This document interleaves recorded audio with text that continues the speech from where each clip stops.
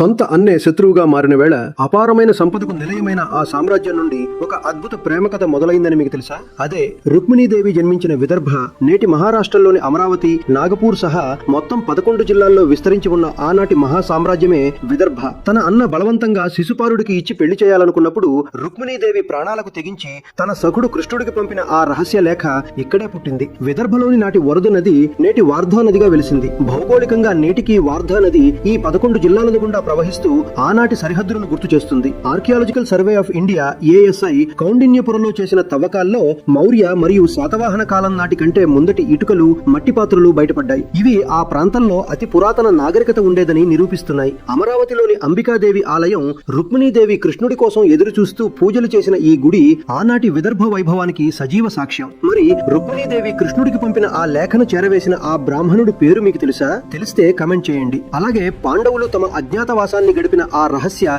విరాట నగరం ఎక్కడుందో మీకు తెలుసా? నెక్స్ట్ ఎపిసోడ్ లో తెలుసుకుందాం. Subscribe to C5 Stories.